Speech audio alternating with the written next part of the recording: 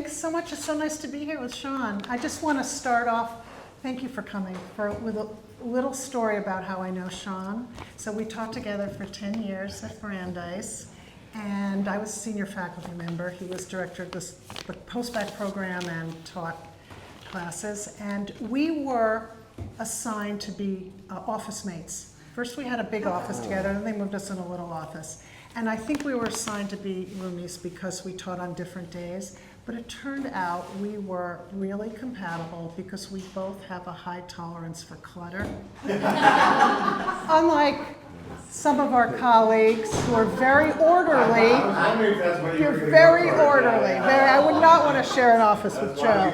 Everything in its place. So first of all, Joe had the most amazing collection of books. Sean had a collection of books. A floor-to-ceiling bookcase. He's such a scholar of art history. I learned so much from his book collection, from all eras, contemporary catalogs to old books on drawing. And he also loved still life objects, which I do because we taught beginning drawing. And he introduced the department to this creator of plaster casts up in Woburn. I don't know if you ever have known about. It's called Soproni now. And you can order things online, plaster cast, but you can also go visit. It's like going into a monastery just filled with casts. And so I don't know where you got the money, but Sean curated a collection for the drawing studio. This huge relief of boys with horns, a Nefertiti, a nose. I mean, these were amazing things to have in drawing. So one year I decided I really wanted these big plastic deer that I guess hunters use. But I had to get more faculty on board. Nobody was really interested, except Sean was like, yes. So one year they were cleaning the studios at the end of the semester, and why not? They moved the deer into our office. So I want you to picture books everywhere, still life objects, plants, these doe-eyed plastic deer. The world of our office was not that unlike. I was going to say, totally. It's like. So Sean has said that these paintings, they're not fantasy, they're not surreal. This is my life. This is my life. Yeah, it's Yeah. like a cluttered office. Yeah. So I wanted to ask you first the question going on a lot of our minds is, when you start to collect things into this cabinet of curiosities digitally, you are bringing things from all over to live simultaneously in this digital world. And then you kind of use that as an inspiration for the paintings. You could print those digital collections out, and they'd be sort of really magnificent prints of digital prints. But you are a painter, like you insist on reimagining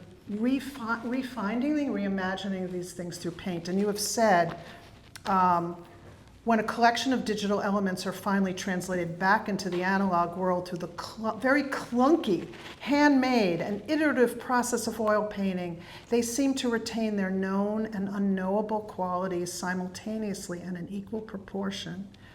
And you do go on to say, I do believe that it's possible to make paintings that might act as a physical point of contemplation to help the maker and a viewer be more present and aware of the world as they move through. It's so beautiful. So can you talk about just why painting and what happens when you're making painting, maybe the role of accident that happens when we make paintings, and how the surprises of the handmade? Yeah, I mean, it also goes just to what you were saying originally about our office. I think a lot about, so I like film a lot, and there's this filmmaker, Louis Buñuel, and at one point, it was like the 100-year anniversary, I got this monograph that was called Louis Buñuel at 100, and it was just all this stuff about his films. And at the back of this book, there's this very magical part that's called like Obsesiones or something, and it's like basically a whole section that's just an atlas of all of his preoccupations. And he's like, he was really interested in like hands, or he really interested in like farm animals, really, and it was just like all these stills. And I thought that is very much how I feel like I move through the world. And we were just talking right before this about museums and like working with registrars and things like that. And I spent my a lot of my 20s working in museums. I was like a museum guard in Kansas City, and then I worked for 5 years at SF MoMA in the curatorial library. And right after undergrad, when I started teaching at Brandeis, I was doing art installation in New York, and I did this project with the Jewish Museum, digitally archiving their entire collection. And so I basically got to touch every object in their collection. So I've always had this feeling, like this kind of greediness about collecting visually things, and then also just from working in museums, a feeling like everything is on some level on the same level. Like I see something that's 500 years old and it feels just as alive and present as something that's like from yesterday. And so I think the kind of collecting of these things together in dense spaces, it's also like I want to see for myself, like if you pull things from different arenas and put them together, what will that new emergent meaning be that wasn't necessarily in any one of those things? And I'm also really interested in, like, when I go to the cloisters, for instance, you know, like one of my favorite places, and I love the way that I'm kind of simultaneously aware of the historical element and then also aware of myself probably misinterpreting the historical element. I'm really interested in that gap of like misinterpretation that happens with objects. And so, and I think also that I think almost like pretty abstractly about painting. Like when I think about putting things together, I'm thinking about how they'll function, like on an emotional level, or like what kinds of sort of resonances or rhymes happen across time. Yeah, and just kind of like letting all these threads kind of coalesce in the hub of the painting, and then hopefully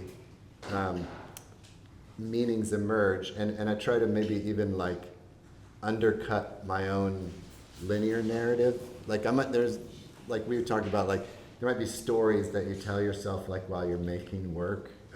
And that's one part of the work, but the work isn't that. It's like something else after. So there's this kind of like putting together stuff. Yeah, I mean that's in terms of pulling stuff together.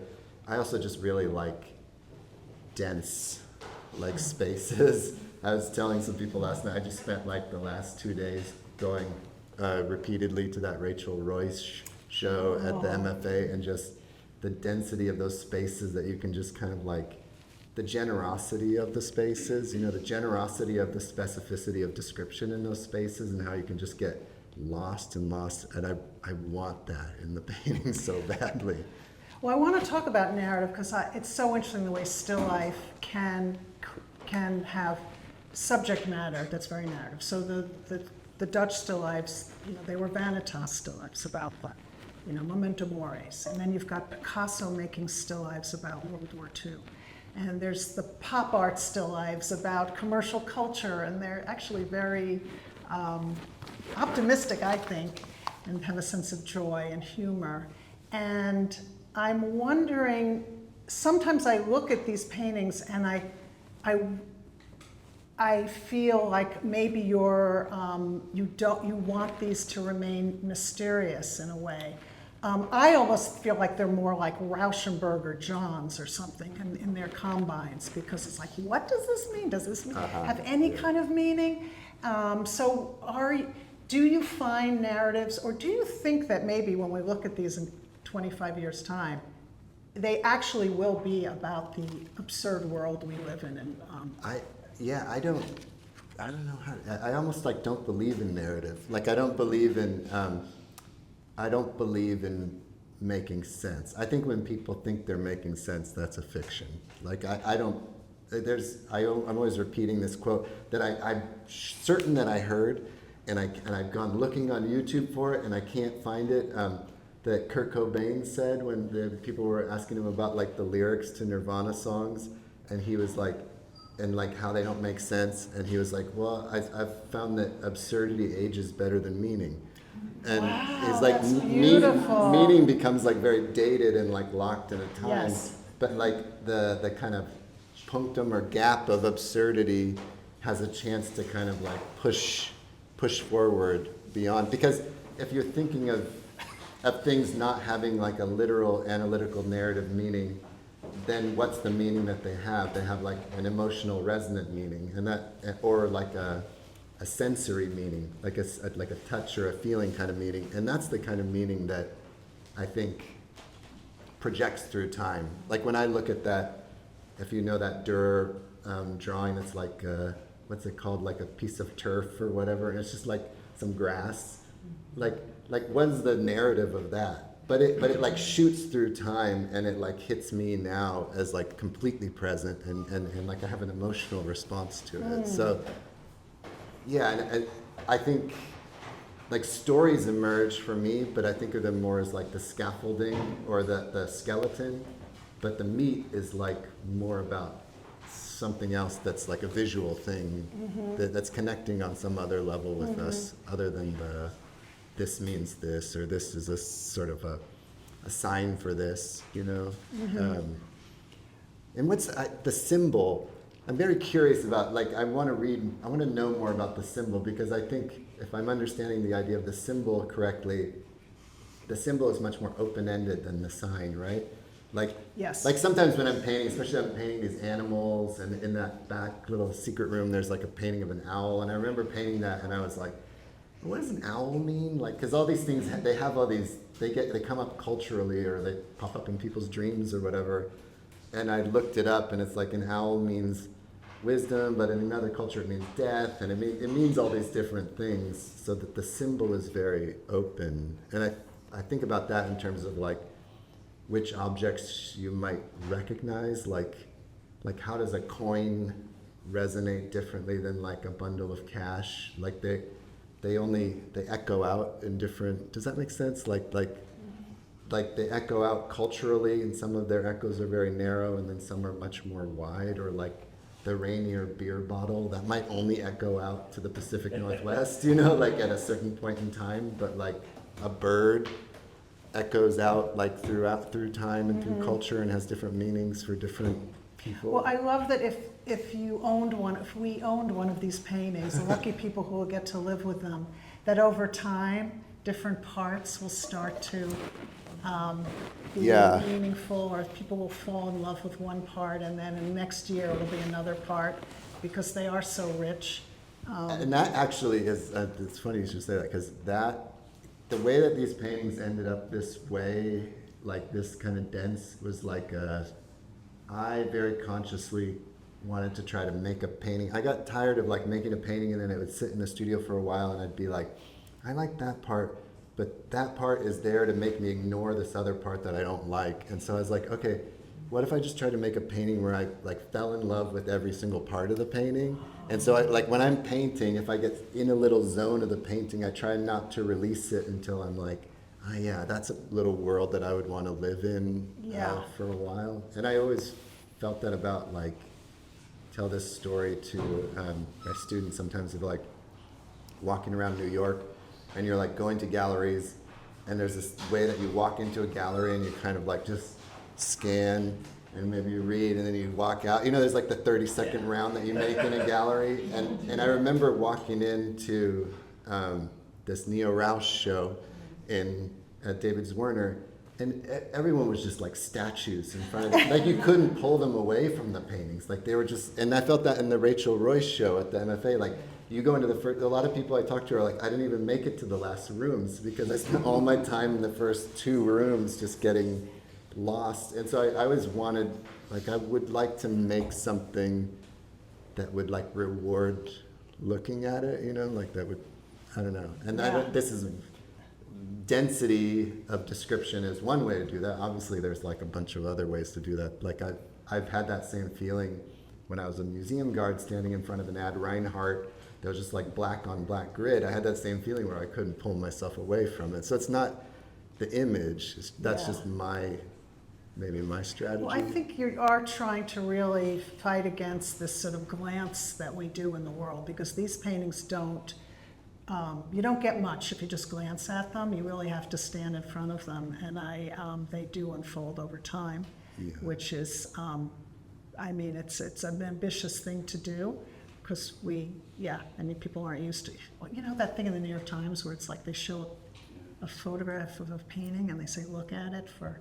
Oh, that's the visual thinking strategy. Yes. I got a certificate in that. I know all about that. VTS, yeah. So let's talk about form. I mean, I wanted you to ask Sean to bring his drawings because I brought some monotypes actually. Because he's a great printmaker, and how are these things made? And maybe you can show them at some point today, because I don't know what comes first and what comes second, and how they're touched, and it's very different than these paintings.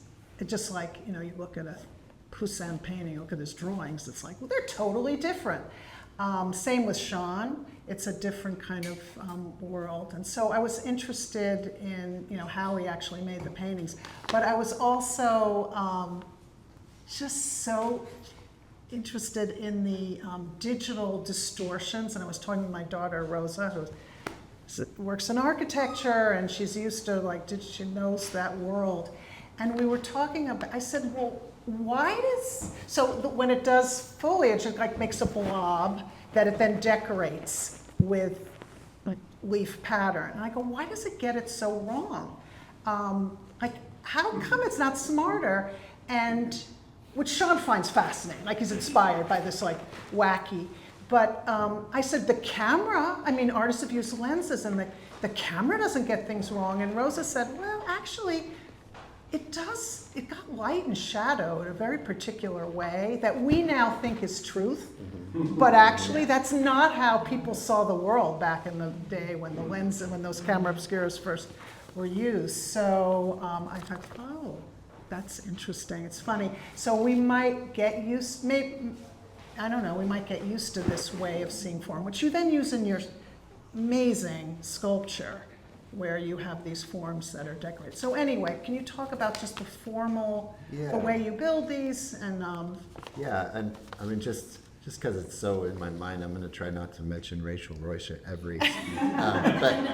But if you haven't seen that show, you're just so lucky to have it here, and you should be going. And the Brinzel Homer show too. But I was thinking about in that show, because the way that they do it, and this is the museum thing to do now, they have lots of bugs and lizards in jars in there, and then flowers outside that are like the flowers that she's painting. And to me, that only hammered home how fictional those paintings are. And so I was standing in front of those paintings and picturing her looking at a flower setup, and then that's the painting that came out of it. And it's there's so much metabolizing happening between that, the truth of that, and the lens of the artist. And so in terms of these paintings, the way that they've developed in terms of how I've referenced them and sourced them has changed over the years. But basically, I recently looked at some drawings that I made in high school, and they just look the same. Everything. It's I feel they look the same as your drawings now. Basically, and I feel the wow, you were precocious. No, but because I went to the Kansas City Art Institute in the 1990s, and I feel sometimes I can recognize. I remember seeing Angela Dufresne's paintings and being I bet she went to Kansas City Art. And of course she went to the Kansas City Art Institute, because you can recognize, and there was a certain kind of collage aesthetic that was rip-roaring up out of there. And so I've always had that built into just how I make stuff. Even when I make monotypes, I print them and cut them up and then draw on top of that and then glue on top of that. And so I used to use, when I started working representationally, I would use photographic source material and try to kind of basically collage images together into a space, and that did a certain kind of thing, and it got me a certain distance. But I remember at a point kind of being frustrated with the photographic source and if I'd be looking at a photograph and sort of oh, this would be great if it was turned that way and 2 inches to the left and the light was coming from a different direction. And I could invent that on some level, but if I invent light and shadow, I usually have to come up with a system in my head, and that system is somewhat generic. It's like light on this side, shadow on this side. Maybe I might get some reflected light, but it doesn't come close to the weird, idiosyncratic, specific way that light and shadow actually works in the world. And so when I started using virtual reality and like making 3D scans of things, I'm basically making a 3D photograph, and I can pull them into this virtual space. So all of these, I've talked to a lot of you about this, but all these are like built spaces that I've made in VR. So they exist as spaces that I can go in and move things around and turn things, and like I know them. And to me, I always, and going back to like us being colleagues and teaching beginning drawing and beginning painting, I've always known that there's a different way that you describe things that you know in a photograph versus something you've seen the back side of it and the side of it, and you know it on all these, like almost as an object. And so making these kind of collaged spaces in this virtual place allows me to kind of get to know these scenarios before I paint them. And then also the main reason for using it was that I could sort of direct light and capture a bit of that specificity of light that happens in the world. But as you're saying, it's weird. It's like an uncanny version of like natural light. And it can't, like when there's gonna be a point, I'm sure very soon, where 3D scans are perfect and they have no artifacts and they have no problems and no mistakes, and that's gonna be a bummer. Because there's so much interesting stuff that happens, because it's like I can see the camera trying to understand positive and negative space the way my drawing students are trying to understand positive and negative space and not always getting it right, and like warping negative space onto positive space, and like making a generic form, making a specific form into a generic form. And it's similar to artificial intelligence. It was like really cool when all the hands were messed up, and now it's getting really good, and it's kind of like everything looks the same. It's like homogenizing. And even I remember early 2000s video compression, and all of the artifacts. And I remember seeing what later became called data moshing, where like images would sort of overlay with each other and become one. I don't know if anybody's ever seen this, but it's kind of gone now. Nobody does it. But I remember seeing that and being like, oh my God, this is the most beautiful thing I've ever seen. Like the way these two images are merging in this kind of like weird way that they're not supposed to. And it was the most gorgeous thing. And I feel like that is as much a viable part of our reality as like a vase of flowers. You know what I mean? Like Yes. that deserves to be noticed and described. But all of that digital stuff has a kind of quickness to it, and we speed through it really fast. And so like painting, I like painting because it kind of like does the opposite to it. It slows it down, and it like forces it to kind of become concrete again. Like it takes it out of the ghost world, like the bardo or whatever, like the purgatory of digital space, and brings it into the concrete space, but as this new form. Yeah. And the paintings are announcing this is where we are now. This is what technology does now, which is, it locates them in the present day. Yeah. And there's a thing, again, like going, like certain things, now that I'm getting a little bit older, it's like, I noticed certain things that have never changed, and that I feel like things that were like, blew my mind when I was 22, and I still keep going back to them. Like what? And one of them is this essay by Soren Kierkegaard. It's like the first chapter of Either Or, and it's called The Rotation Method. If anybody hasn't read it, it's amazing. I can send you a PDF. It's fantastic. I mean, he's also being kind of snarky and sarcastic in it, because he wrote it in his 20s, and he wrote it under a pseudonym, Johannes Climacus. Anyway, it starts out, there's like brief digression, but it's really good. It's like good to know Kierkegaard joke. He says like, you're supposed to start a philosophical treatise with a thesis. So he's like, my thesis is that all men are bores.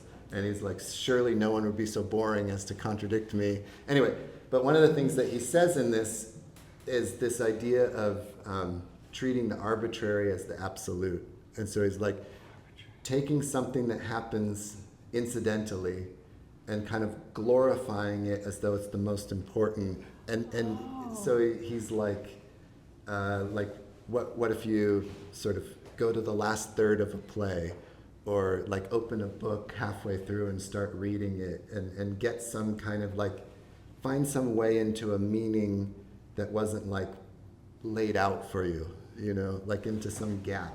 And so I think another way of saying that idea of like trying to fall in love with every part of the painting is like, if something weird happens with like a glitch, or I find myself like literally kind of like in the weeds, like painting in this foliage, I try to like pretend or give that the attention as though it's the most important thing, as though like that's the protagonist of the painting and not that, you know.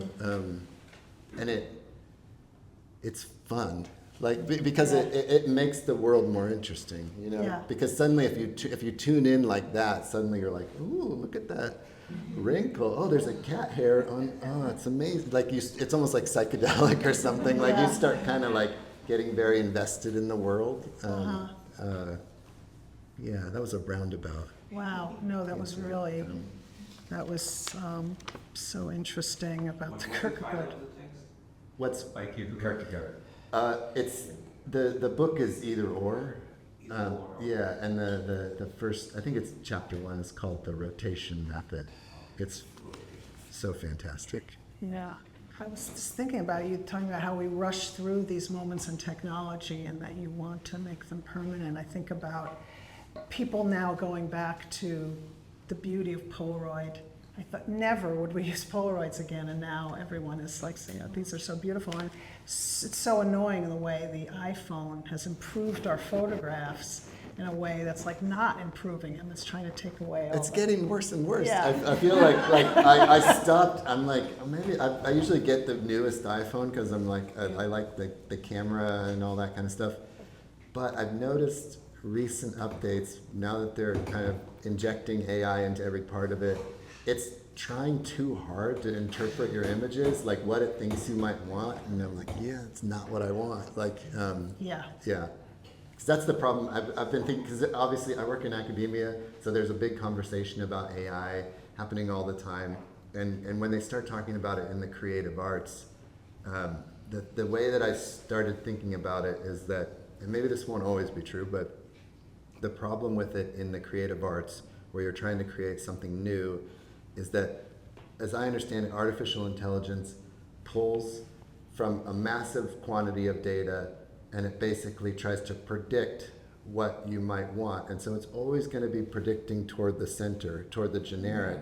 But art is like, good art is always pulling from the periphery. It's always the thing that you didn't know you wanted, and it's like reaching out from out here. So I find like when I try to, you know, I played around trying to make images using AI, and it's like, oh, this is too slow. I just make this myself. Like you have to, the level of prompting to get it to move from the center to the periphery is like so tricky. Yeah. And the people that use it well, like they're already like fully experts in their field. You know what I mean? Medical community has found that they tell you what you want to hear. Yes. And they said, so do not use it, like do not use ChatGPT for you know, self-diagnosis. Yeah. They did an extensive like test of it, and it like told you what you wanted. Oh yeah, it always Yeah, so you're congratulating. like, What a wonderful question. And they were like saying, therefore we are telling our practitioners Yes. not to, you know, incorporate it. Yeah. You know? Yeah. Yeah. But, Yeah, for sure. Yeah, so I think that like you combine the pandemic. I was talking with Joe Wardwell about this last night. Like you can combine the pandemic with like artificial intelligence and like the super online kind of thing, and I'm finding more and more students are like they want to learn ceramics. They want to like learn oil, like the oil painting classes are packed to the gills. Like they want to touch something. They want some primary material that's not trying to predict what they want out of it. Like, yeah. Speaking of the ceramics, you don't digitally print anything ever, do you? You just, or do you? These are Handmade. These are just, Yeah, the haptic is so essential to you, right? I've been using a lot of like really simple kind of janky molds, like press molds and things, like one part molds I can press clay into and pull it out and then mess with it. I really like the idea of, I went through a little side track of like reading about photography and history of photography and all this kind of stuff, and there was this really good book that I read called The Miracle of Analogy. It's like a history of photography, and in that book she's talking about the idea of like the death mask, like the plaster cast. Yeah, it's a great book. The plaster cast, and I started thinking that, oh yeah, the plaster cast is a one-to-one photograph. Like it's a print of the 3D space. It's a 3D print, and so I really like that idea of like I'd like cast a half basketball and like pressing clay into it, and then that's this wiggly form that you pull out when it's wet and it doesn't want to stay still. It kind of like the wet oil paint, like it, and that's what drew me to clay initially, was like oil paint. It's a primary material that doesn't want to be anything other than like a pile, and so anything it becomes has to be touched into being, and so it's like how much you touch it becomes embedded, or how it gets touched by other things, and I really like that idea of the interaction of like my hand plus like the hand of a plaster cast, or like a stamp kind of thing. I don't use stamps, but like that kind of thing. Again, if I'm bring it back to Rachel Roish, there's a painting in that show where I like, who was doing this in the 1700s? She's like using moss dipped in oil paint to make the moss texture. She's like, I was like, what? Like that's but it's intuitive. It makes a lot of sense. It's like sometimes that's the most direct route. Is just like use the thing. That, Superstition. yeah. So that the primariness of the material, and I like I remember having this conversation with, I think it was like with Alfredo Gischel, who taught at Brandeis, about the idea of like resistance, like when you're working and something resisting you, and like I like that idea of like in working from observation, there's a resistance, like the material doesn't necessarily want to look like that thing, and then you're kind of interpreting it and holding it in your mind, and then coming up with weird strategies on the fly to kind of make this mimicry happen between this like colored mud and like the thing itself. Facility is the enemy here. It's always about that. Struggle with the mediums. And there's it's funny because like I don't really understand that word style, and I don't really know if these are stylized. I know there's a certain kind of feeling that I want them to have, and it's not a photographic feeling specifically. But I return to a lot this, I remember hearing Catherine Murphy, the painter, she said at one point that she was trying to make a painting that had no style. And I was like, that is what I want. Like try to not have because there's so many, I talk to like young students, especially like non-art students who take art classes, they talk a lot about trying to find a style. And I'm like, what are you talking about? Well, the style is just a symptom of whatever you were doing. But I like that idea of trying not to have a style. Thinking of these in terms of Catherine Murphy is really interesting. So I have one more question, and then we'll open it up. This was a question I thought, I told my husband Dennis that I might ask, and he goes, well, you definitely need to tell Sean you're going to ask him this first. And cold. Great.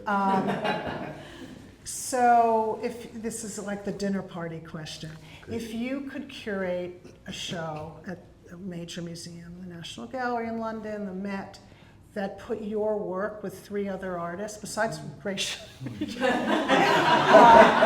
or things from any time in history, who would you hang with that would help us see your work for how you would like to be seen? Well, this is interesting because I will make it about Rachel Roish because I was at the MFA and I was in that, and in the Winslow Homer show, and I was like, there are all these sort of older kind of retired people like looking at their paintings and like really into it, and I'm like, these are the like museum going, and what I would like for them would be, because I bet there's a lot of that demographic that's like, that would see what I'm doing as like very separate, like contemporary painting, and they're into like historical painting. What I would like is for them to see the way I see it, which is like, it's all contemporary. Like it's all, if you're seeing it now, it's in your world now, and it's all contemporary. So I would want to put these, and also part of, so when I was a museum guard in Kansas City at the Nelson Atkins, back in the day, now it seems like torture. They'd probably they'd go on strike for this, but we would get, I was a security guard, and we would get put in a room with no stool or anything for like an 8-hour shift or a 6-hour shift in one room.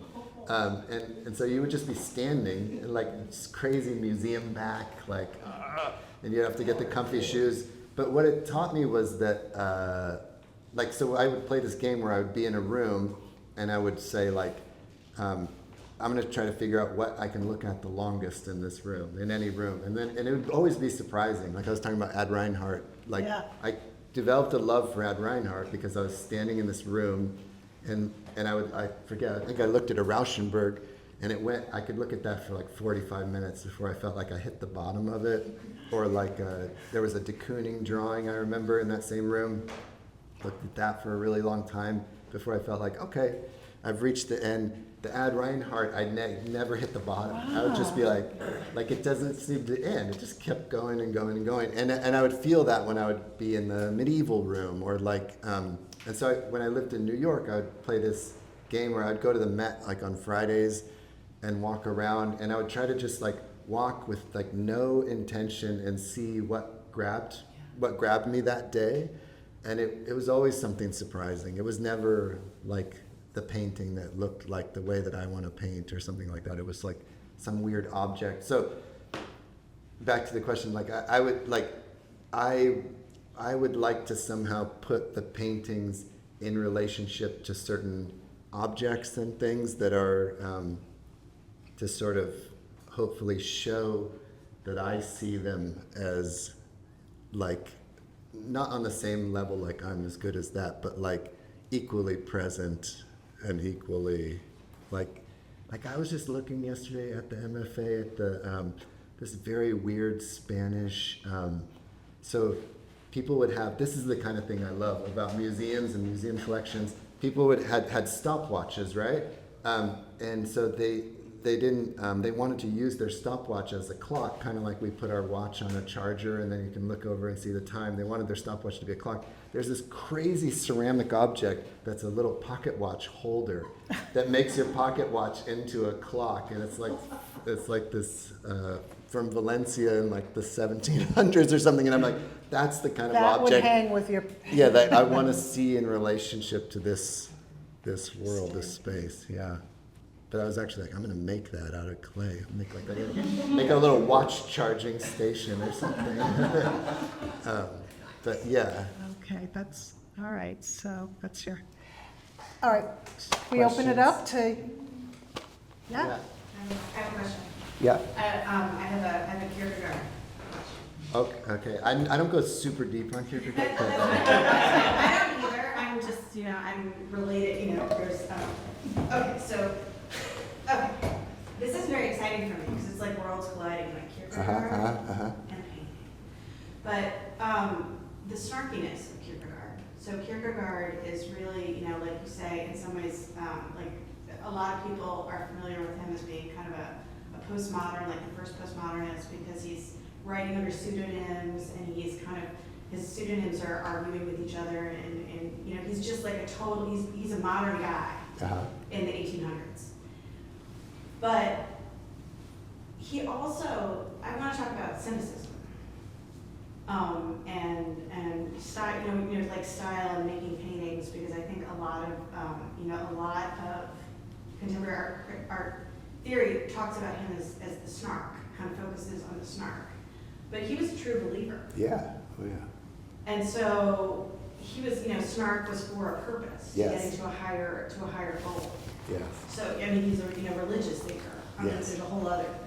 Yeah. And so in terms of the AI, you know, you're using AI. I mean, you're using AI. Not using AI, but. But I mean, like, no, in terms of the virtual, you're using. Oh yeah, yeah, technology, VR, yeah, yeah. But at the same time, you're using the hand to Yes. make these things. Yes. And I just wanted to like, is there an ethical component for you in terms Yes. of making it by hand?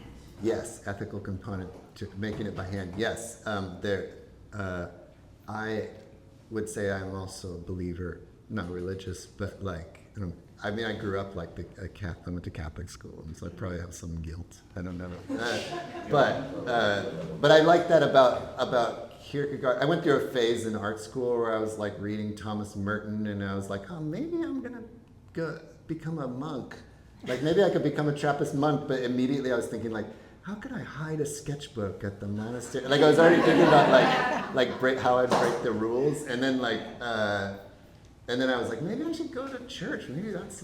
And I remember going to church and then being like, I don't want like this is. They're just talking about like politics. It was not. Yeah. But yeah, I would say that, and I like that about Kierkegaard, that he's using. He goes from cynical youngster to like pretty severe true believer, and I like that. I yes, I don't know how to answer that question other than yes, there is like a very, very much an ethical component, and I believe very strongly like I don't know how to respond to this time exactly in a way that would be meaningful and impactful, and so. Like on a grand scale, like on a structural scale, like I want to boat and I want to do whatever I can and all of the things, but in terms of how the actual artwork could function ethically in relationship to the world, I think that's very fraught, and so I always come back to my own experiences. Like I've had transformative experiences individually in front of artworks, and so that feels somehow ethically important to me, like that, because I think there's what's happening on the top level right now, politically, structurally, societally, but there's also what's happening on a deeper level of our like sensitivity and consciousness and like our feeling level toward the world, and I think art has a really great opportunity to affect that feeling level that's deep and would then bubble up into other solutions. Like there's such a lack of sensitivity and a lack of I would love for things to like slow down, more love, like, and if I could like somehow embed that in like a painting practice, then like I don't know, like maybe that would have some impact, like, but more of like a one-to-one kind of thing. So yeah, I think about it a lot, and I'm not satisfied with my answers, and I find it all very problematic. I mean, I find anybody that thinks that they're not problematic is like the most problematic to me, because That's the Catholic treatment.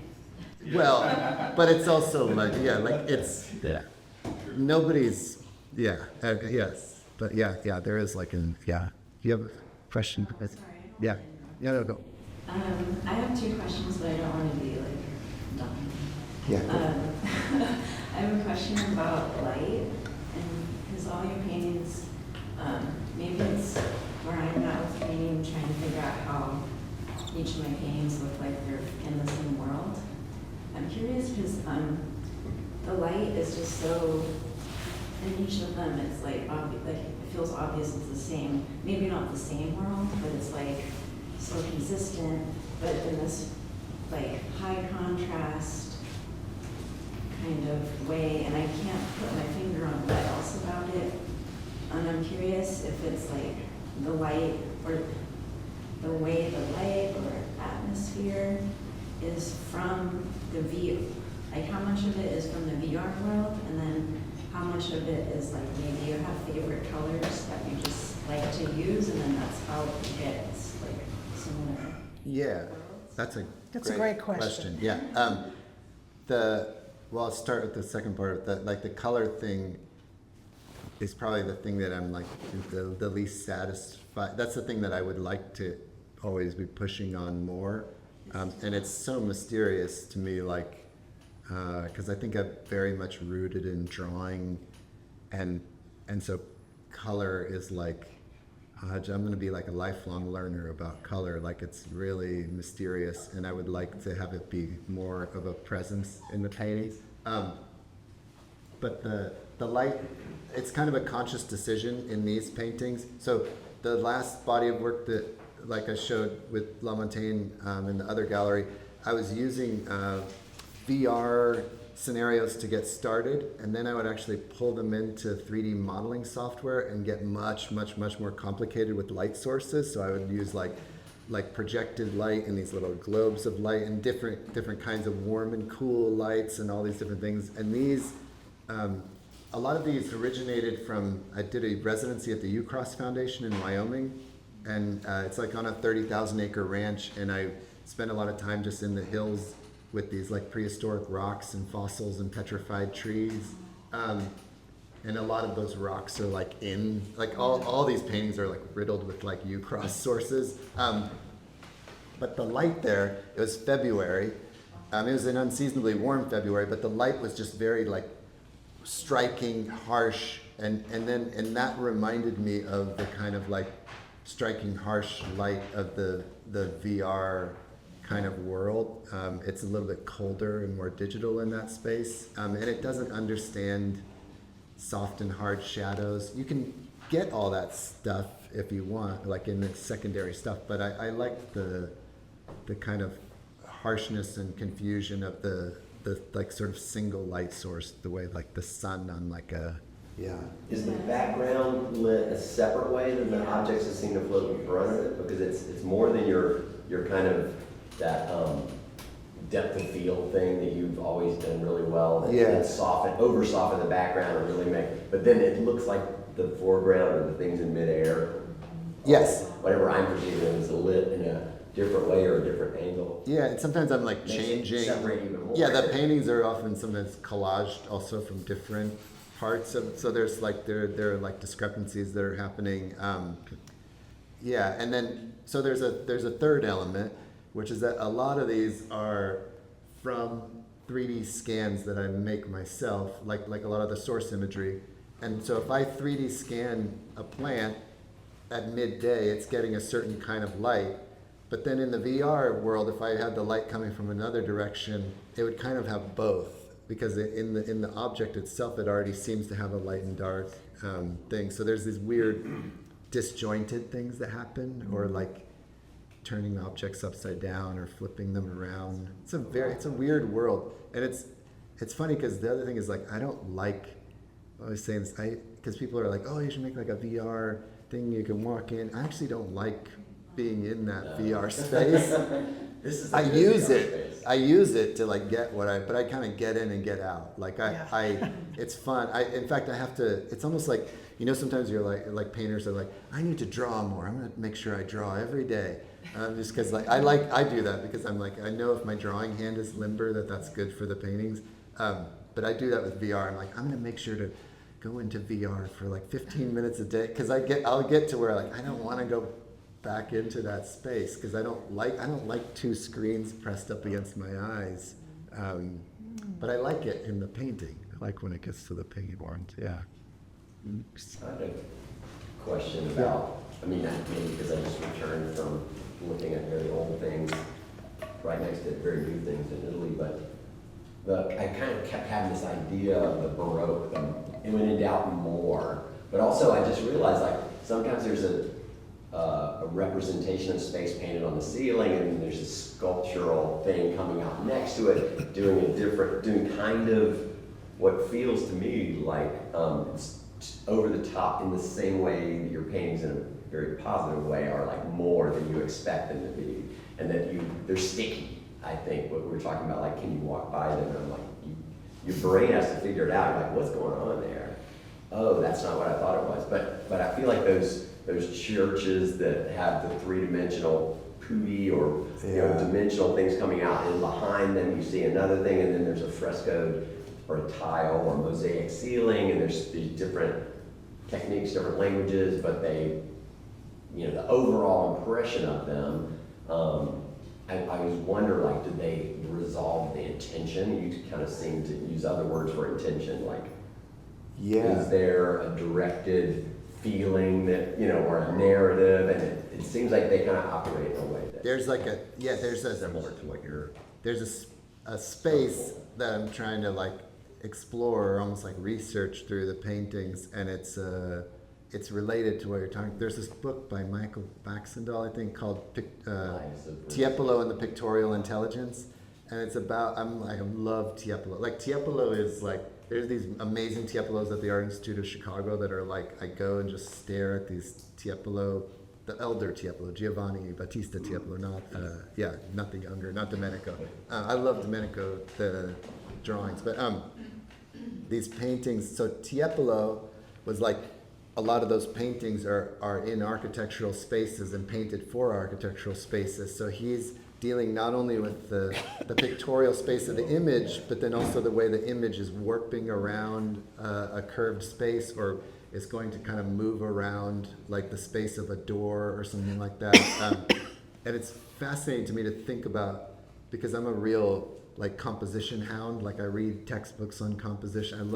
I love thinking about pictorial composition, but thinking about composition in like a space like that, it just, and that to me is what, so ceramics, like diving deep in ceramics is still pretty fresh and new to me, and that it's that space. It's like the Tiepolo space of like an image, like warping and bending, and then like like a painting is always frontal, or generally frontal, and it reveals itself to you seemingly all at once, even though you might then like find different things in it. But like, there could also be a three-dimensional space that reveals itself differently, like through movement or through, and I, like, for me, making a sculpture, like, this is maybe one of the first things that I feel like I made where I'm like, oh, it's like really hard to document because it doesn't just have like a front and a back. Like, it reveals itself as you move around. And I mean, sculptors, it's like, oh, that's sculpture. Like, I know this is like not. Last night, everybody, it was like a little game where everybody was running around in a circle and trying to, where's the turtle head? I know it's not, that's like rocket science for like a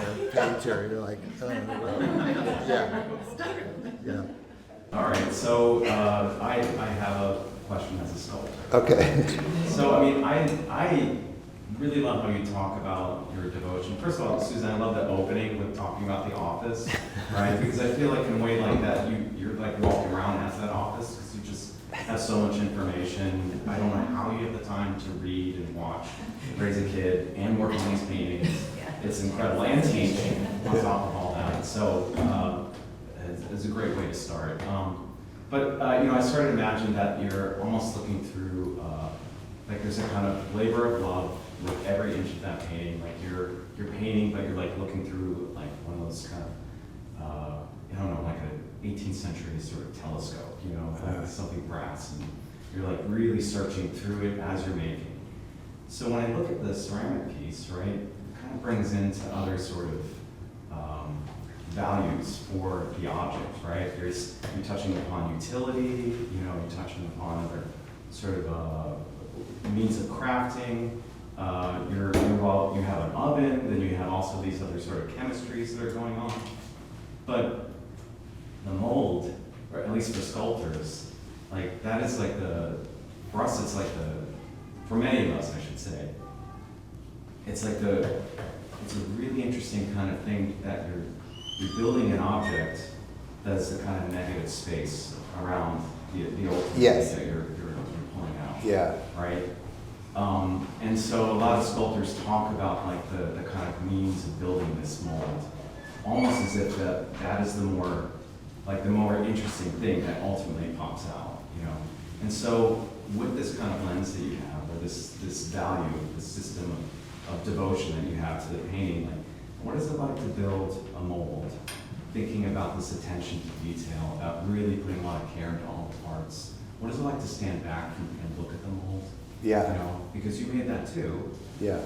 I'm just curious, like, how does that shift for you? How those dynamics, like, what sort of dynamics would you say? Yeah, that to me that's very much related to, like, I've done a fair amount of like printmaking throughout my life since my 20s, and I've always loved etching on copper plates because it's like the drawing becomes a sculpture, you know, like the physicality that you feel about drawing becomes like literalized in the copper plate, like it's a literal trench of a mark. And I've always loved the copper plate as much as or maybe even more than the print, you know. And in Madrid, they have those like there's, I think it's like on the way to the Prado or whatever, there's the place that's like Goya's, was it Goya's studio? Anyway, they have all of the plates from like Goya's like Caprichos or Disasters of War, and just looking at, and they're like set up and like looking at those plates, they have this amazing kind of beauty. And then I love in printmaking that you do all this stuff, and then there's the reversal, and there's some kind of release that happens in that's not all you. And that's what, when I started working in ceramics at first, I was like, this is fascinating to like spend a week or two like making a tiny little underglaze painting, and then just like bake it at 2,000 degrees and like it might explode. I don't know, you know, like it might crack, and it's kind of like I like that like release. But if it doesn't explode, then it's like you collaborated with some natural force, and you both made this thing together. And so to me, the mold is like related to printmaking. Like, yeah, I love the mold, and I think sculptors. I was just at the University of Arkansas doing this residency, and all those people all love their molds as much as they love the objects that are coming out of the molds. And some of them, the molds actually become the sculptures, all that kind of stuff. But yeah, and I love the reversal. It's a mysterious, like fascinating. And then I've always liked illusion and like anamorphic distortions and stuff. So when I made a mold for this like face that's in here, from a 3D print that I made from a scan that I found in a museum collection of like a glass mask from the early 20th century of Cleo de Merode, this Belle Epoque dancer. Anyway, so, sorry, there's like this, like, there's this great, Cleo de Merode was like like one of the first kind of like international celebrities. Like her photograph, she was painted by, she was a dancer, and she was like painted by artists and photographed by artists, and her image kind of went all around the world. And there's this glass like mask of Cleo de Merode that is, I forget what museum it's in, but the museum put a 3D model of this like out on the internet. And so I got this 3D model, and I've been using it in certain paintings, like coming up in some of the paintings, and then so I just made a 3D print of it with PVA, and then made a mold from that. And it did the thing. I mean, it's so silly, but a mold of a face as you move around it, and the light is so like it, you know, it does that thing where it flips. Oh yeah, and, yeah. So there's this fascination with the reversal of the mold and the way that fakes you out, and that takes place in the VR world too, because VR objects are all just skins. There's no meat or bones in them, and so if you go to the back side of them, sometimes you see like basically just the reverse of the skin. It's a very weird kind of thing. So the mold it's related definitely to printmaking, to like release, like a release of like, and like I've always been interested in painting and drawing and monotypes and clay, when you can do things where it's like, this isn't, I've talked to students about this in painting sometimes, like, it's not like a mark you can actually make. You can set up the conditions for that mark to happen. You can allow the paint to make that mark, but you can't actually make that mark. So it's like that, like with some of that stuff, it's like I can collaborate with this mold for it to make certain shapes and textures that I wouldn't be able to make. Not in a level of facility, but just that there's like a certain kind of touch that's mine, and there's a certain kind of touch that's Plaster's, and they're kind of like different. I don't know, unless I was like via Selden's or something, and I just chose one thing, and that was gonna, anyway. Does that answer the kind of, yeah? Yeah. Any other?